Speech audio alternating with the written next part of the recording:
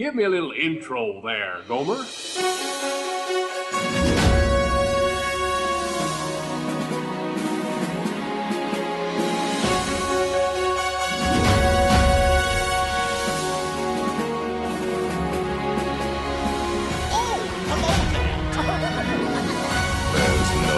turning back now. Let's put on the show. You're listening to the Station 71 podcast. My name is Mario, and this week I'm joined by my co-hosts, Beth? And Brian. So we are doing a history episode this week. I'm very excited. It's been a while since we've done one of these, but we've got some stuff to catch up on. And let's talk about this exciting Adventures by Disney trip that none of us are ever going to participate in. Unfortunately. 100, and we'll round it up and say 115,000. You can have a private jet vacation to every Disney theme park in 2024. This is just kind of a wild experience. I mean, Yeah. for super duper rich Disney fans, this sounds awesome. But I feel like the majority of Disney fans are not this super duper rich. No, I don't think most people, Disney fan or not, would be able to afford something like this. Yeah. I genuinely want to know who this is for. Because it's 24 days, 69 meals, and then obviously all the Disney parks, but you get like, I'm assuming this is the it's like a private jet, right? That flies just the ABD people. A VIP luxury Boeing 757. Yeah, okay, and it's got some relatively deluxe stays here, but like, who is this really for? Like, I can't imagine that they're going to sell these tickets, right? Like, well, so that's what I thought, and then they said that like they did something similar to this last year, and it sold out like almost immediately. Wait, oh gosh, I missed that part of this article. Yeah, that is it wild. sold out entirely during pre-sales.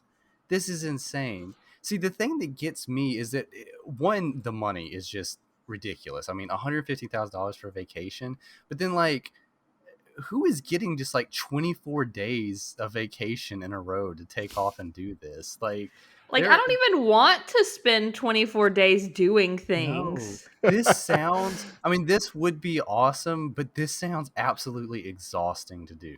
Yes. I will for sure. answer that with how this article about it selling out starts. It says pre-sales for the trip opened June 20th for previous Adventures by Disney guests who have traveled on 3 or more adventures. On June 22nd for all previous Adventures by Disney guests. And then on June 24th, it opened for pre-sale for Golden Oak residents. So that last one is probably where it went. There it is. That's what it is. You and all your rich neighbors can go on a trip together.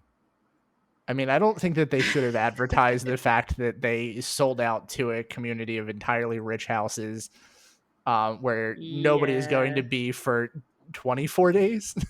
Yeah, so... that's a really good point. If there's any Robin Hoods in the Central Florida area, I got some dirt for you. That's funny. Here's the question. If money was no object, would you do this? Honestly, I don't know. Me either. If money was no object, I would rather do it my way. Yeah. And not stuck with the same, I don't know, like the same, how many, like 150 people, however many people. Yeah, on like, I feel like you're going to keep running into them over and over again. You're going to be flying with them repeatedly.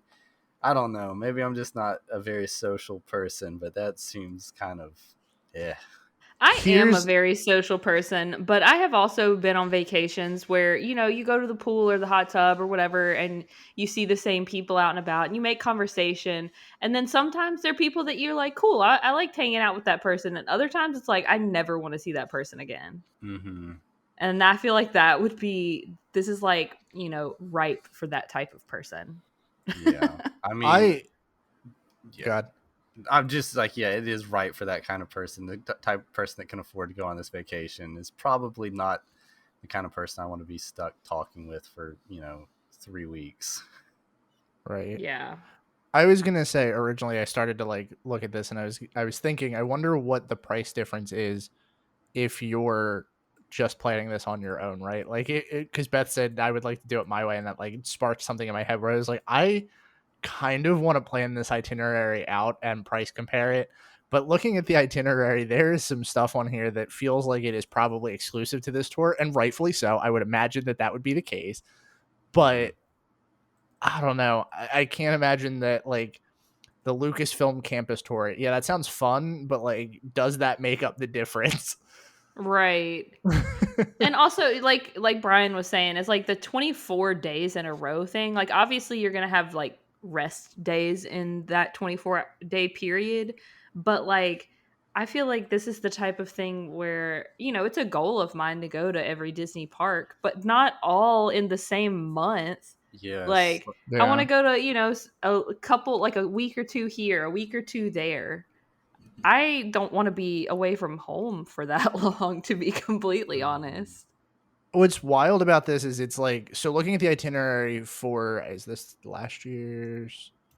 No, this is this year's. Let me grab this and I'll send it to you guys in the Facebook chat if you don't have it. There are like, it's not just Disney parks, but there's Adventure by Disney stuff in here too.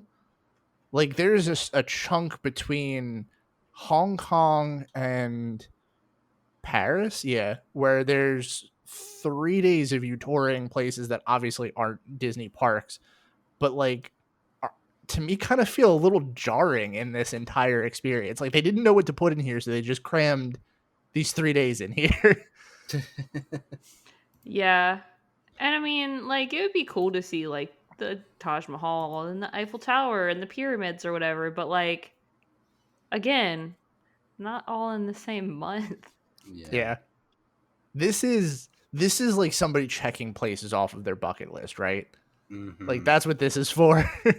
Yeah. This is like I just found out that I have like 6 months to live, and I have I'm like reckless abandon on my credit card because I know that the debt isn't going to anyone when I die. Yeah. But I mean, and honestly, I mean, we're all big Disney fans and everything, but I don't necessarily want to spend, like, if I had the money, which again, I don't, to do this, but like to literally circumnavigate the globe on a trip, like I think I would want to do it on a non-Disney trip and be able to make that a little bit more worthwhile in some ways, like not almost every highlight have to be something that's related to Disney as I went across the globe. Yeah, because like Tokyo and Japan in general is like very, very top of my bucket list travel destinations. I wouldn't want to go exclusively for that. Obviously, I would want to go to the Disney parks there while I'm there, but I also would want to do a bunch of other stuff. Yeah. Yeah, I don't know. The longer I look at this, the more I think this is like everything I hate in trip planning, with a very expensive price tag tacked onto the end of it. So I just can't imagine who this is actually for. But if this is for you, you get 24 days, 69 meals, and 31 different site visits. Like, cool. And if this is for you and you're listening to this podcast, please come on and talk about it afterwards. Yes. We would love to hear about it. Please, honestly, anybody, I don't care if you got to do this. Yeah. I don't know. Next thing that we have on here, because I'm going to move away from this expensive trip, is that the Disney dining plan is coming back for 2024. It's got some increases and decreases, but I know some people were expecting this to come back or anticipating it to come back. But for those that are looking for the prices, quick service dining plan is going to be $57.01 per adult per day, or per night. Sorry, $23.83 per child per adult per night.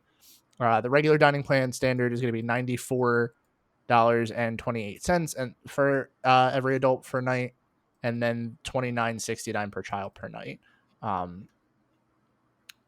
I don't know. It's not as much of an increase as I expected it to be, but I guess it's good that it's back.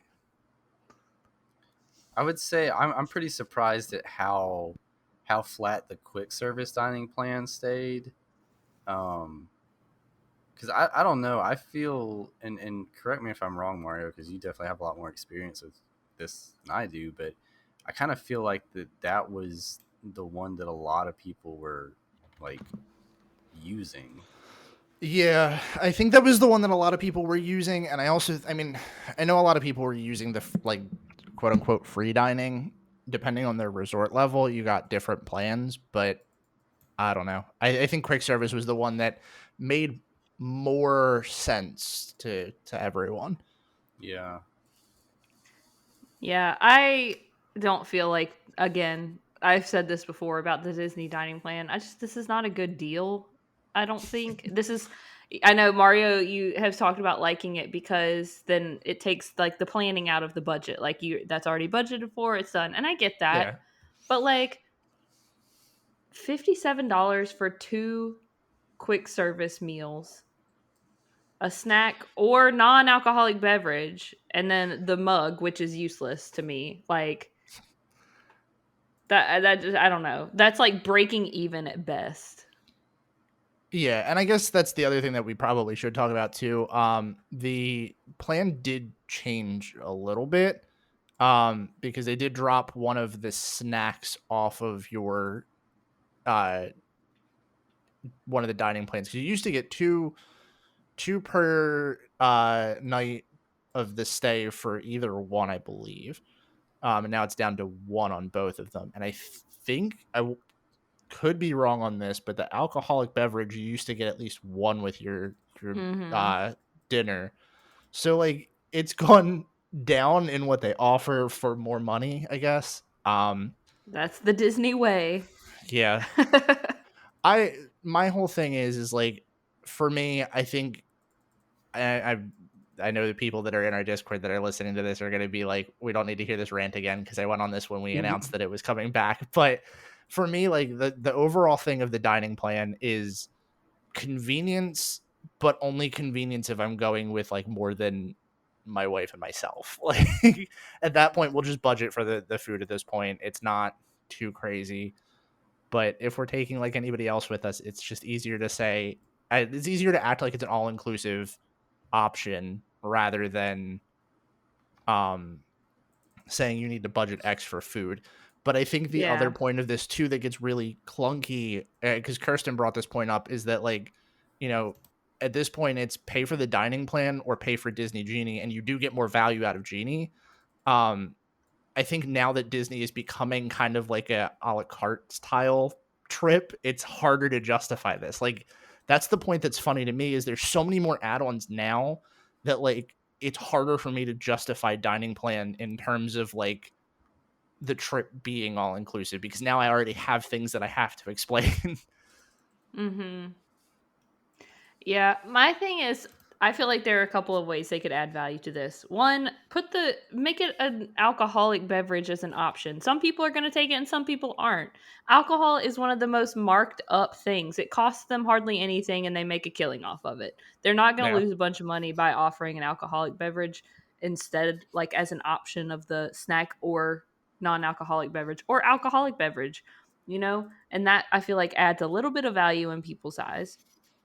The other thing for me is that I feel like the other reason I wouldn't want to do this is I would feel like I needed to look for the most expensive options to feel like I'm, quote, getting my money's worth. And I feel like that takes an extra level of planning that I really don't want to do.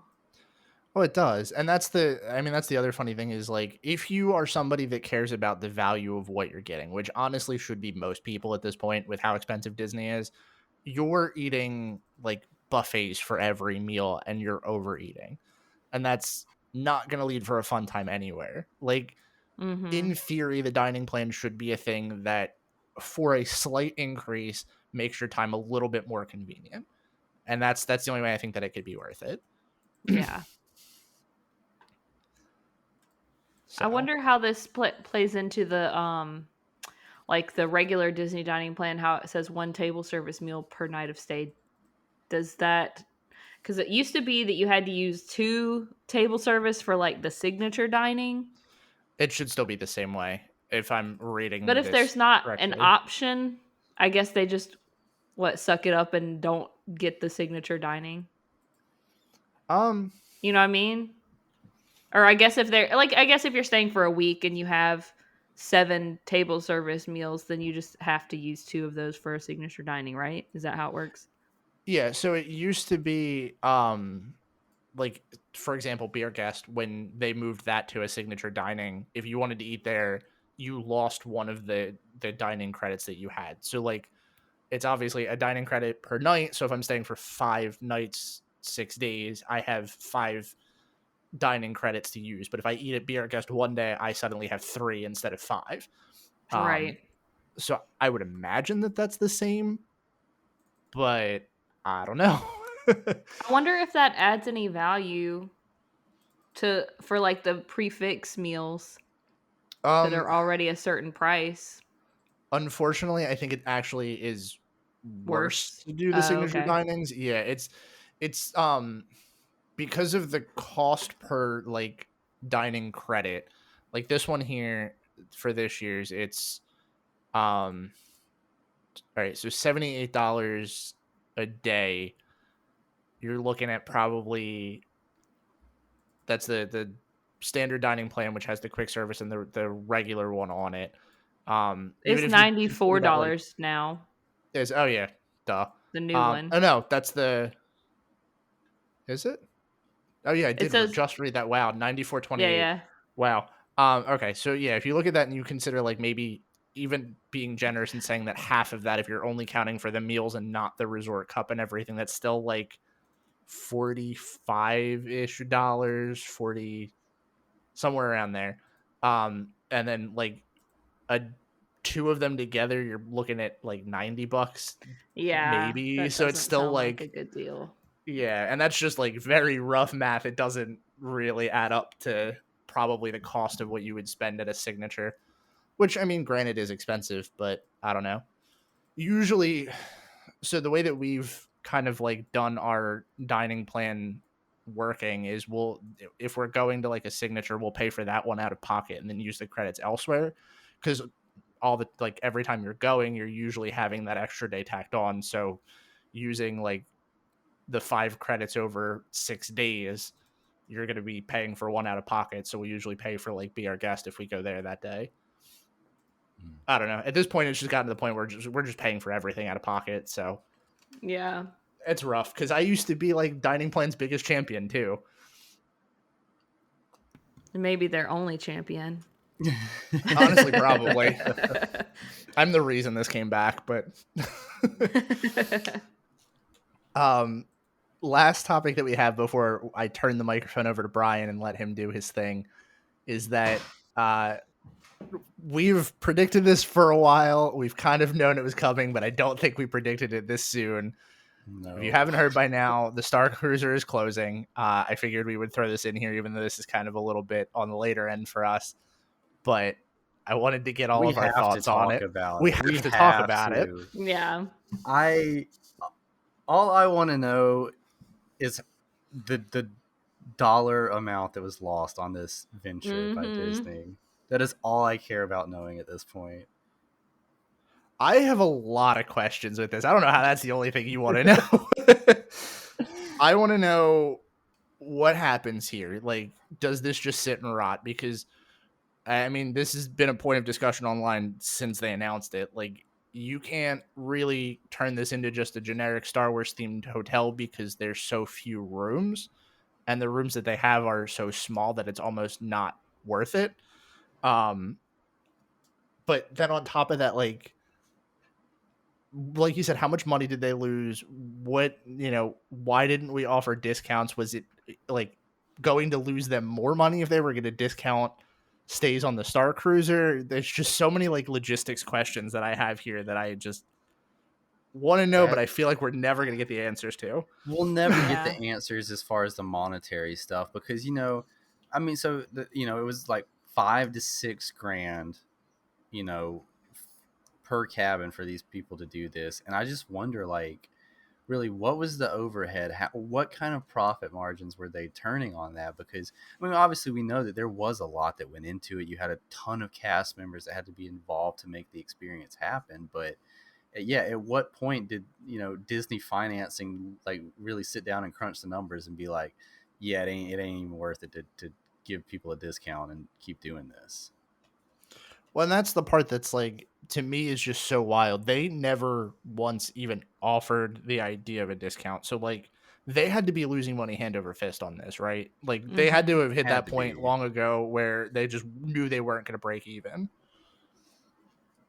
Which is odd because it seems like if one thing that Disney does have the foresight on, it's the finances. At least they might not do it to the applause of most of the people that are coming to the parks, but at least on their ends it seems like they have the finances in check. And this is just, yeah, I mean, I know we've been kind of dogging on this a little bit since it came out, but I cannot believe how quickly this like died. Mm-hmm. Yeah. And the most disappointing part of this is like everybody wants to talk about how the margin of people that could afford this, the people that want to do this at Disney, and the um amount of like Star Wars fans that there are, that is a very tiny overlap. So like the audience probably isn't as there as they would have hoped. But at the same time, I Yeah. feel like one, Star Wars is the perfect IP to do this with. Like it has to be something that is a little bit more widely liked. But the unfortunate side of it not lasting as like any longer than less than a year is this is probably the first and last time we see this happen. Oh, that I absolutely, like, this is going to kill so much creativity, I feel like, at Disney, because this is going to be that thing that they're able to go back on and look and be like, remember when we tried to do that one like really immersive out of the box idea? Didn't work. And Yep. that makes me so much more sad than Mm-hmm. obviously than Star Cruiser actually getting shut down, because I had, no, it didn't appeal to me. But yeah, there's plenty of stuff that I would love to see Disney do in this kind of vein that now is just never going to happen. I Yeah. just feel like if they had just dropped the price a little, not made it all inclusive, like go when you go to the restaurants or whatever, you already had to buy alcohol, like that wasn't included. So like why not just make it like a regular restaurant that you have exclusive access to as a guest of the Yeah. hotel?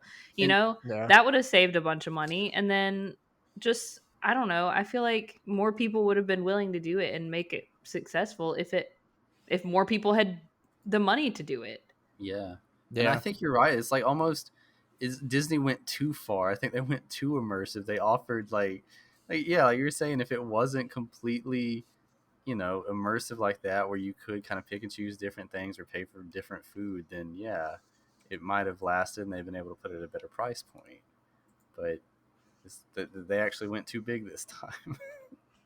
I also wonder if like they realized they went too big. Like that's the part that I am very curious about is like was there a point in their looking at the profits and everything where they thought maybe we can scale this back, but also like it's going to cost a lot to scale this back?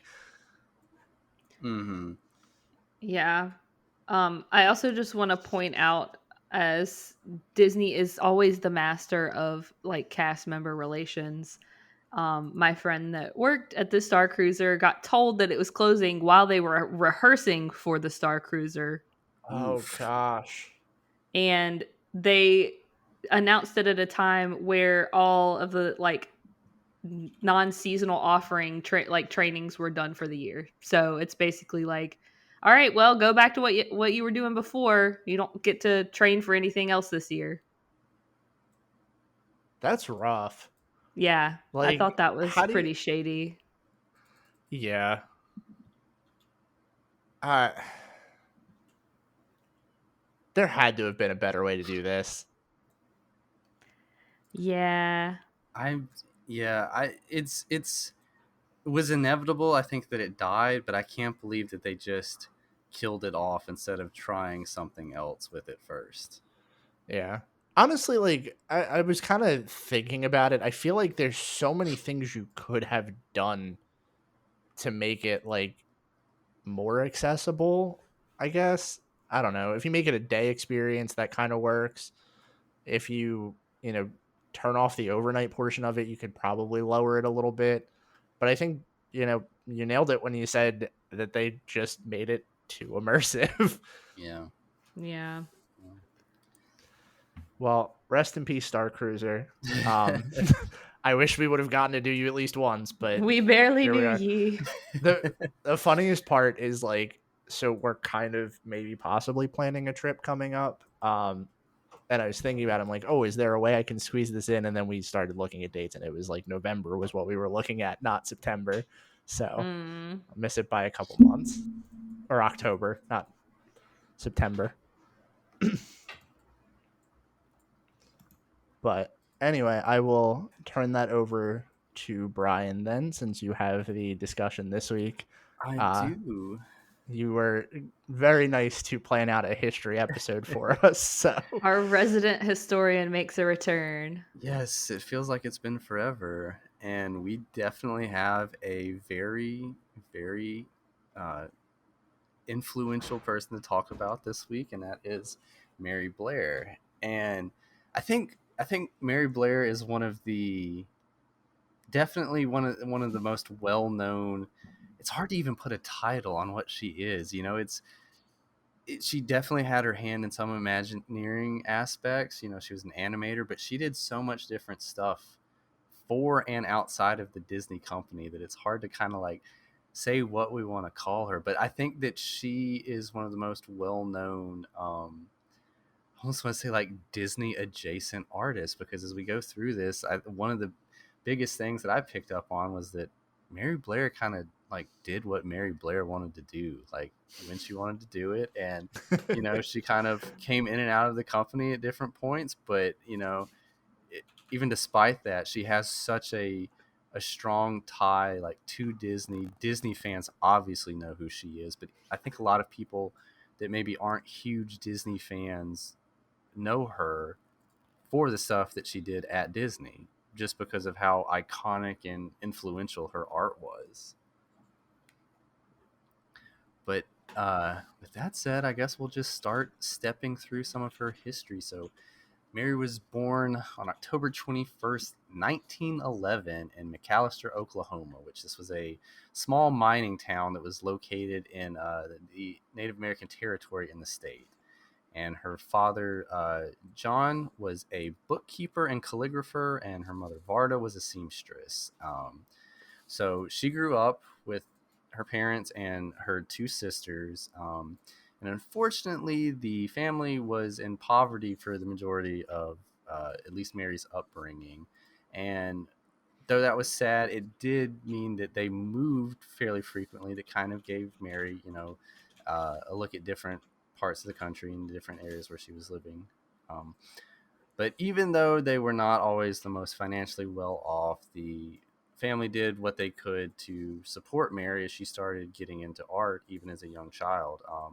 And it's even said that her parents were willing to cut back a large amount on the money that they were spending on food so that they could buy her art supplies, because she was showing a very budding talent for it.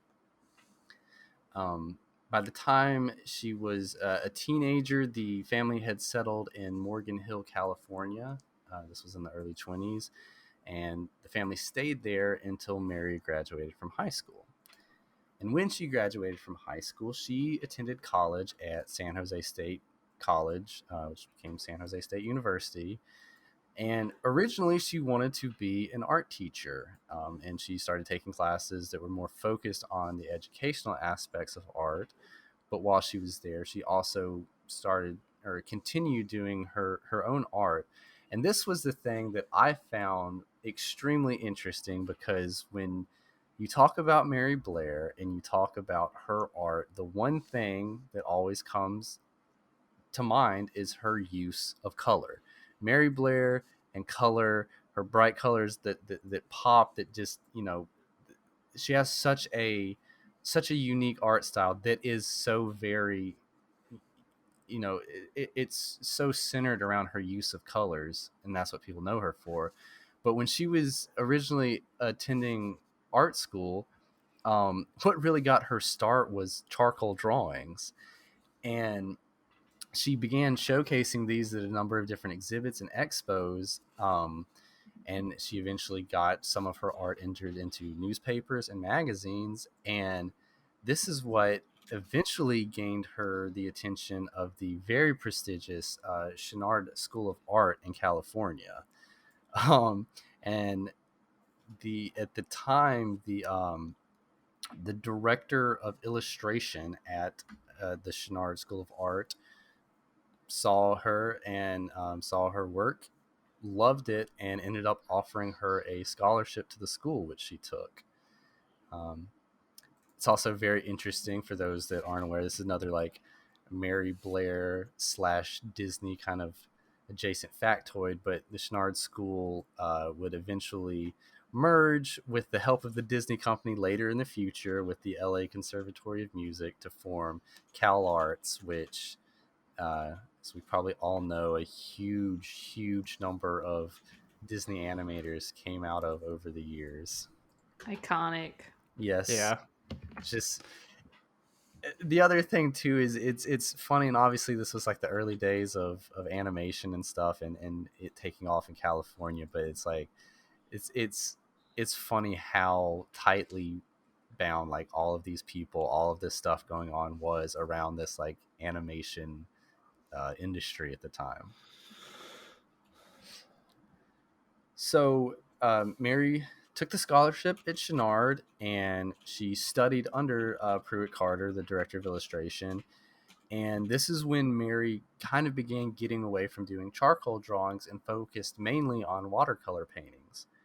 And even though she was influenced by Carter and his art style, she really started developing a style on her own, the way that she was using colors more boldly than most other artists were with watercolor. The other very influential thing that happened to Mary while she was at Chouinard is she met watercolor artist Lee Blair, who would eventually become her husband shortly after they graduated in 1933. So I think that's... What a nice meet cute. Isn't it? Yeah. Imagine somebody dropped a paintbrush or something. Oh, and they both reached for it. Yeah. Oh. That would be a very Disney-esque meet cute, I feel like, too. Oh, man. Oops. Hang on. I just clicked off of my document. Okay. I'm back. So, they both graduated from Chouinard and began looking for work. And wouldn't you know it, here's another like weird, odd, everybody's kind of a part of the same story here. Mary found a job at MGM's animation studio and began working there. Lee found a job at Iwerks Animation Studio. Wow. Which, it's just, everybody was connected at this time. And obviously, I mean, the industry was budding. There weren't that many players in it at this point, but it's like, man, oh man, everybody knew everybody in this field. Mm-hmm. So Mary actually only worked at MGM's animation studio for a few months and eventually left and decided to join Lee at the Iwerks Animation Studio, and she began animating cells there. And she worked there for a few more months, and then finally decided that animation really just wasn't for her, and that it kind of restricted her artistic talents. She was essentially being told what to put on the cells, and and to her credit, she was absolutely correct. She was a better artist than that, and she decided to leave and decided to focus more on her own style of fine art. So Lee continued working at Iwerks Studio for a little bit, but by the late 30s, he left to work at Disney Animation, and he had kind of made a name for himself at this point. He was, definitely a talented artist in his own right, but even Walt and the other animators said that when he joined on at Disney, they knew that his wife was the more talented artist and were really hoping to get her to join the studio and help out with the animation at the time. So eventually, through the pushing of Walt and Lee, Mary decided to join the studio in 1940. And she came on, and she was working on a number of the full-length animated films at the time. She was, let's see, working on Dumbo, Lady and the Tramp, and then there was a what would eventually become a failed sequel to Fantasia called Baby Ballet, that she worked on the animation for. Baby Ballet? Baby Ballet, yes. Baby Ballet. Yes. Saw a couple clips of this. It's definitely very Fantasia-esque, but it just... Is that a working title, or... Well, I mean, I guess so. It never did end up becoming, a full-length feature, so I really hope that they would have had a better name for that by the time that it finally right. a full-length picture, but who knows?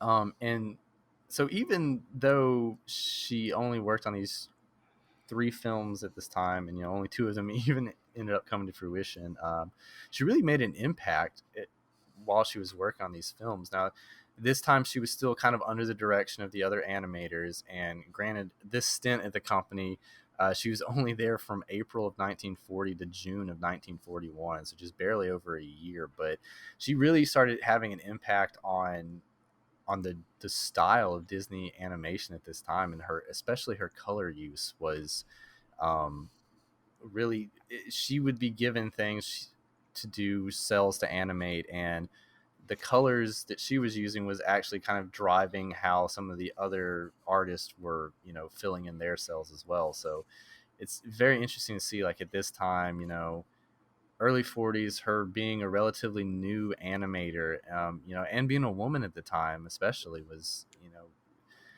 hard to break through that ceiling, but she was already commanding respect from the other animators this quickly. But yet again, animation wasn't really what Mary wanted to do, and that it was kind of a stepping stone, and she had come into the studio kind of at the request of Lee and Walt, and eventually she decided again in June of 41 that she didn't really want to do animation anymore, and she wanted to focus more on her art and her art style. So she left for a month. And wow. This is yeah, and it's funny to see like this much back and forth, but at the same time, it's like, she was obviously an incredibly talented artist, and if you have that kind of talent, you probably don't want to go into work every day and be told what to do, especially in a field like art where it is all about creativity. And but yeah, so a month later, Lee comes home with very exciting news. Walt is planning a trip to Latin America. And what is he doing there? Well, this is part of the U.S. State Department's Good Neighbor policy that they were working with a number of different Latin American countries during the 40s and World War II, in order to establish good relationships between all the countries that were involved with this. But Walt was planning on going down there to make a couple movies that were going to be based off of the people and the cultures of Latin America. So remember, at this time, Mary does not work for Disney Animation at all. But Lee talks Walt into not only hiring Mary back, but bringing her on this trip as one of the 20 or so animators that actually went on this 2-month expedition essentially to Latin America to work on these films and to do the research. And I think it goes to show how insanely talented she was, and how much Walt saw that talent and wanted her to be a part of the studio. And though Mary had been kind of developing her own style, and she definitely had this unique sense of color, a lot of people put down this goodwill trip to South America as kind of like the largest inspiration and the true kind of like establishment of Mary Blair's art style, because she's there, she's in these tropical surroundings, and she's seeing especially the clothing and the architecture that a lot of the Latin American countries had, and it really even more strongly influenced Mary's use of colors. And she's took a lot of this. She did a number of different paintings and sketches and concept art to develop the two movies that came out of this, which were Saludos Amigos and The Three Caballeros, and took a lot of that, the cultural art style and the color usage, and started bringing that into the animation when she came back for this. So she was still doing watercolors, but she started using a lot more bright, impactful colors. She started doing very interesting things with color palettes that a lot of people would say that this would fail an entry level art class, because one of her favorite things to do was to take colors that wouldn't normally be seen as complementary, or that were too close together on the color palette for things to stand out, but she would use them close to each other and to just like reinforce kind of this almost theme of a central bright color in a work of art. And even though a lot of artists would say, well, that's not necessarily the right thing to do, Mary kind of took that as a challenge and used them, and it became this really iconic part of her own art style. So at that point, Mary has kind of solidified herself as this very, very talented artist. On the trip home, she accepts a full-time position back at the Disney Studios, but this time it's not just going to be an animator. She actually became an art director. And again, this is the 40s. The number of women in animation were very small. Most of the women that were in animation were filling in cells. They were not doing the majority of the actual the big picture animation. And Mary comes back and is now given the title of art director, and this was a very big breakthrough for women in the industry, and really in the workplace in total at this time, in the 40s.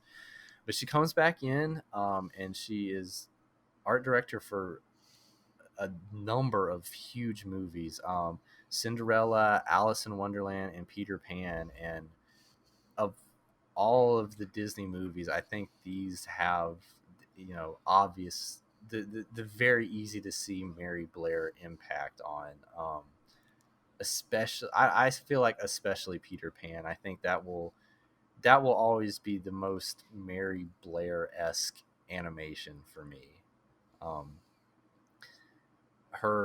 She a lot of people will look at like the Cinderella Castle animation, which she was a huge part of, and the other really big thing that she did for Cinderella was the dress transformation scene was almost entirely directed by her. And even though those obviously have big influences from her on, I think almost the entirety of Peter Pan, like that Mary Blair color palette really comes through. So yeah, that's I mean, sorry, not to cut you off there. That's an interesting point. Like, I think a lot of people, when they think about Mary Blair, that is kind of what they think about, is like the Cinderella castle and the concept arts that she put out there, and I like that style. I don't really think Peter Pan when I think that, but that's a very interesting point. Yeah. Well, so and it's hard when I went through this. I guess one thing that I really learned about is just like, how do I describe her art style? Because it was very much before, I would think I would see a piece of art and immediately be like, oh, that's Mary Blair, but it's like what was it about that was the Mary Blair style, and she did these very, very kind of like flat characters with unique color palettes. And it was interesting because it was like simplified in the fact that each kind of individual piece of the art was simple, but she combined so many simple elements to create these very like complex and colorful overall art designs. And I mean, it's still, you look at something and it's immediately obvious that it's a Mary Blair piece of work, but that's kind of why it is. Yeah. So she comes back, works on these films for the next couple of years, and has really made her mark on Disney animation at this point. But at the same time, she's kind of shown that, hey, I will do the animation, and it's great that I'm getting to be the art director for these films, but it still wasn't something that Mary really wanted to define herself as, I would say. She had her own art style now, and even though she was influencing Disney's art style, she didn't want to just be a Disney animator. So in 1946, Mary and Lee moved to Long Island, New York. Lee opened up his own production company, and Mary now has probably the only person who Walt would allow to have done this, but is now able to work remotely as an art designer and colorist for the Disney studios while living in New York. So, and what year is this? This is in 1946. Yeah. She had a hybrid schedule in 46, which is pretty sick. I mean, when you have the talent, you can make the rules, right? It is, and that's what it was. My research was saying that occasionally she would fly back to work on stuff, but a large majority of the time Walt would fly out to New York to meet with Mary to discuss either the animation or whatever it was that she was working on for him. She's like, you come to me. Exactly. And hey, like you said, you got the talent, you get to make those calls. So she started doing this, or I'm sorry, she kept doing this up through 1953 until again she finally said, hey, I don't think I necessarily want to do this anymore. And she cut ties with Disney again. She started doing a couple of different clothing designs. She did a lot of more freelance stuff. She worked for Lord and Taylor. She also did magazine ads for a large number of companies, and even did a little bit of clothing design. On top of also, still doing some illustration work. Just in her free time. Just in her free time, but one thing that she was also doing at this time that I didn't even realize was that she started illustrating for Little Golden Books. And and actually she was in for kind of on the early start of when Little Golden Books were taken off, and really had a huge impact on the art style of the books. And even on looking at some of the ones that she didn't do, it is very easy to look at them and say, wow, yeah, that is at least Mary Blair adjacent artwork when you look at it. Yeah, now that you said that, it kind of like that's the style that I would more associate her with, and that makes a lot of sense. Mm-hmm.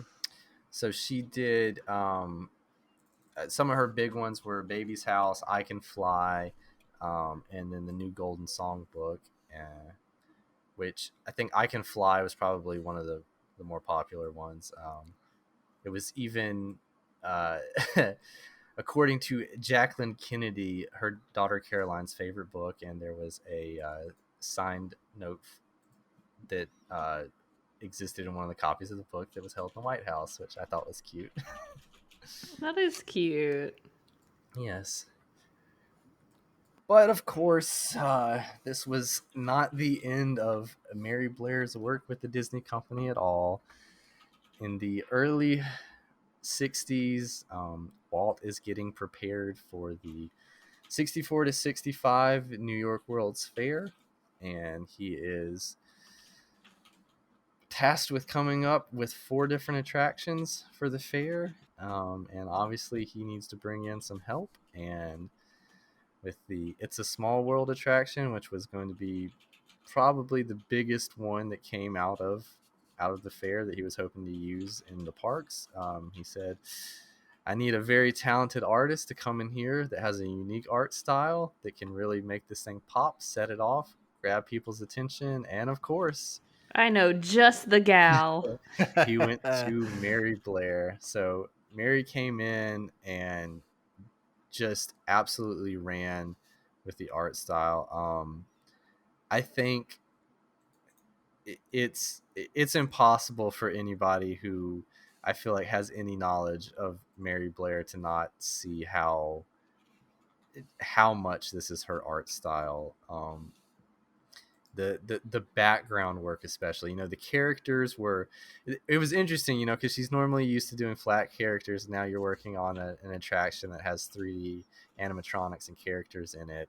So even those have a lot of her art style in it, but looking at any of the backgrounds at any of the scenes in It's a Small World is just so typically Mary Blair, with the bright colors, with the the intricate shapes, just kind of repeated patterns of stuff. It is so very much her. And it's, I've talked a lot about my distaste for the attraction itself of It's a Small World, but the art style is definitely the best part of it, in my opinion, and something to appreciate.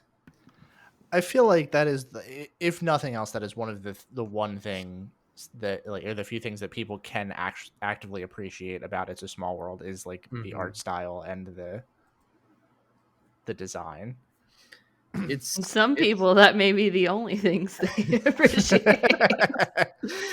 It is, I think it's so timeless, and maybe that it might even be so timeless that it seems kind of kitschy now, but it is, it was very unique at the time. And even within theme parks, I feel like you don't see that kind of art, at least not on that kind of scale that it was done for It's a Small World.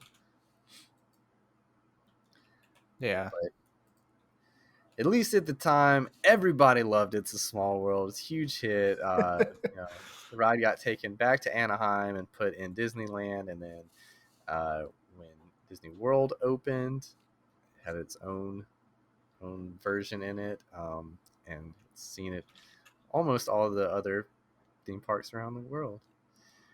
And then the other large and absolutely large projects that Mary Blair is most well known for at Disney is the tile mural that's at the Contemporary Resort.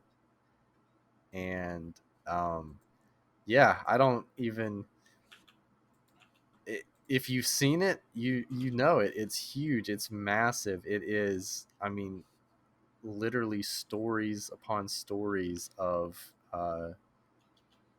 tile mosaics that Mary Blair painted that were then reassembled and put onto the wall. And I don't know. I actually don't know how many stories the Contemporary is, but it reaches from the bottom to the top on the inside of the Contemporary, and it is so very her art style. It's so very it's interesting because it was actually purposefully made to be kind of jarring to the architecture of the Contemporary. That originally the architects that were designing it, they were going for this what they call brutalist architecture design, and they wanted something that matched that as kind of a centerpiece for the inside atrium area of it.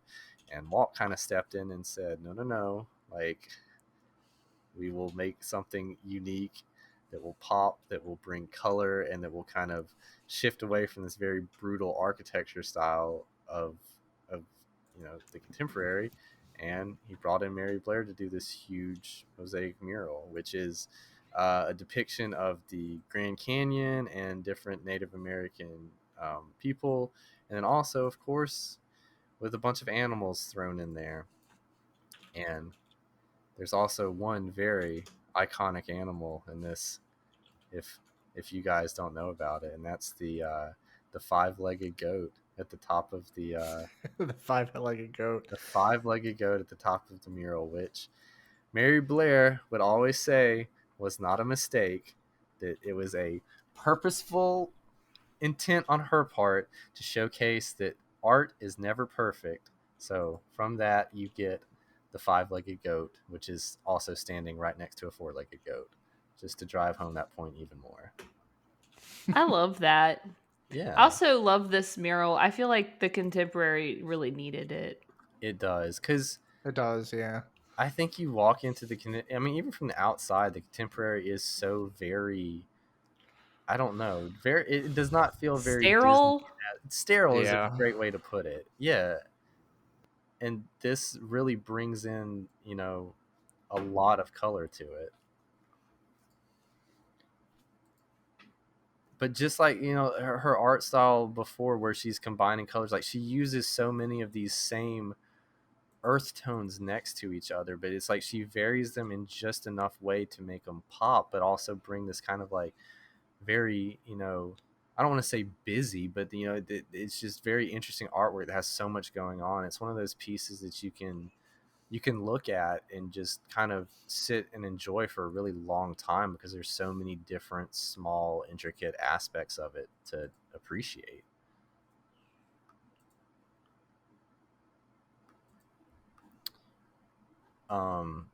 So that was one of pretty much the last really big thing that Mary did for Disney. Kind of left her mark on the company, though of course obviously in many other ways, she did continue developing some art for them. And I think so much, even looking at a lot of the merchandise and stuff today, has so much Mary Blair impact on it, and not just stuff that's purposeful, that's it's a small world themed stuff. I mean, so much of her art style is seen just in so much of the different things that you can buy around the Disney parks, and even on some of the different rides. Especially the color usage that she had is seen everywhere throughout the parks.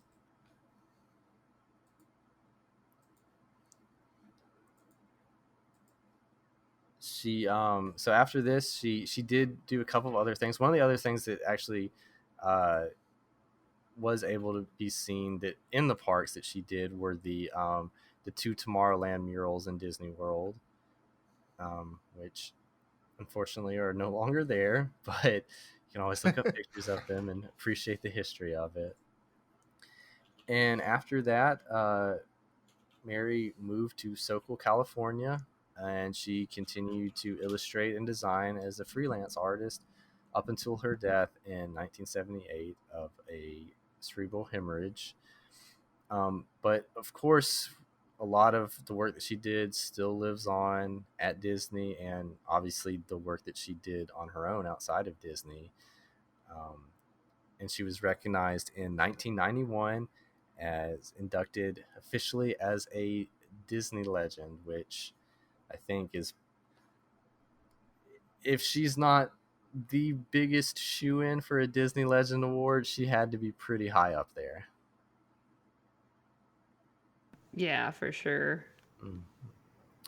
And that is pretty much all I have to say on Mary Blair. Takeaways here: extremely talented,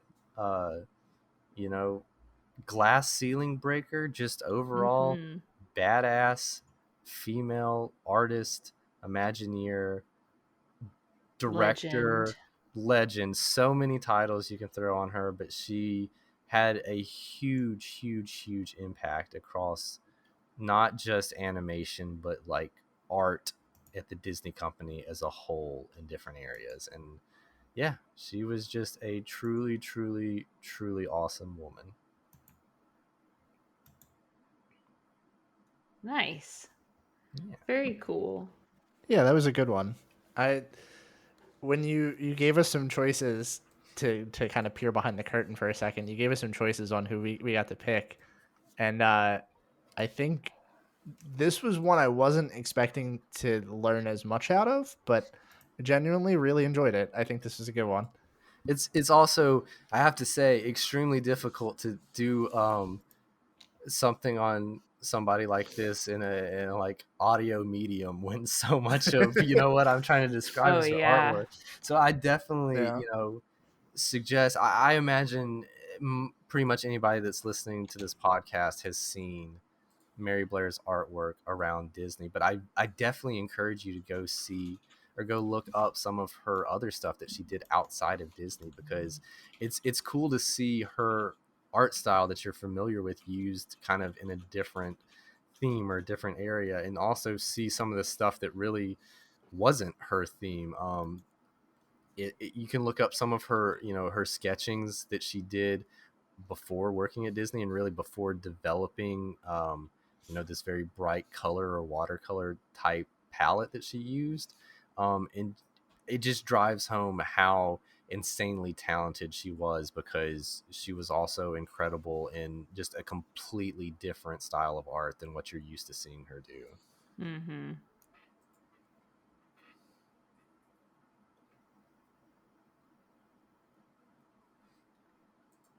Yeah, I love her unique style and use of color, like you said, being kind of her signatures. And I gotta say, whenever I think about Mary Blair, my brain first pops to Small World, Mm-hmm. and it's one of those things where it's like, I love the art. I just wish I loved the rides as much.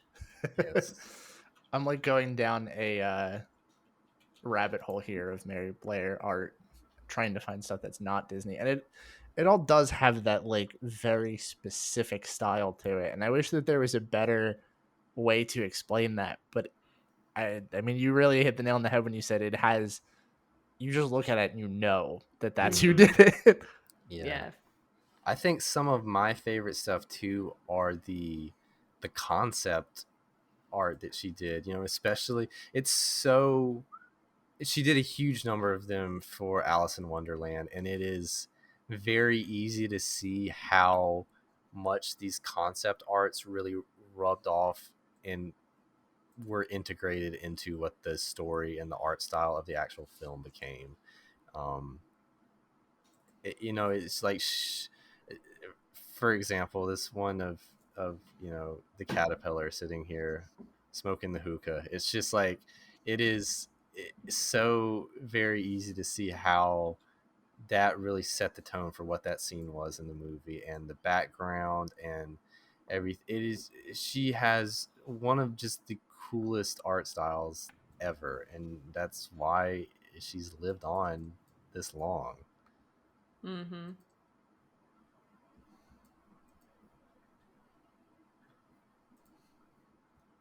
Well, nice work, resident historian. Yeah, Thanks. as always, this is a good history episode. It's good to get back into it a little bit, Yeah. One of these days we'll have to give extra prep time for the one everyone's been asking for. Oh boy. I know. I It will take time. It will God, I happen. mean, I I promise feel it will like happen. part of the problem is that, like, I mean, not the problem, obviously, but the difficulty is that, some of the Imagineers you've done, unfortunately, they died. Yeah. So the story ends Yeah, somewhere. he's still doing shit. Like People like Joe Rody, he's like still out there. He's yeah. not. It doesn't work for Disney anymore, but he's still out there doing stuff. No, exactly. It's like I would. That's the very unfortunate thing. I swear I am gonna do a Joe Rody one at some point, but it's like I don't want to, and I hate to say this, but it's like you're like, yeah, I don't want to do it if he's still alive, because it will never be the entire story, because I know this man is gonna keep doing awesome stuff up until he kicks the bucket. So, Mm-hmm. yeah, I guess that's. I mean, it's a good problem to have, right? He's that awesome that we don't want to touch it yet, but it'll happen. It'll happen at some point. I'll have to just sit down and say and draw a line and say, okay, this is it. It might not even be the end. This is the history of Joe Rody up into X date. Part 1. Yeah. History of Joe Rohde. I mean, you had like 7 parts to the Walt one, so that's true. Well, yeah. I learned a lot from that. Mostly that was way too ambitious of a project to take on, but I did learn something. And I mean, to be fair, it's probably better that you got it out of the way then rather than now. That's true. Oh yeah. That would have not been possible having a child. I can tell you that right now. Oh my gosh, I bet. Well, any final thoughts before we wrap up the history of Mary Blair? Definitely just go check her art out.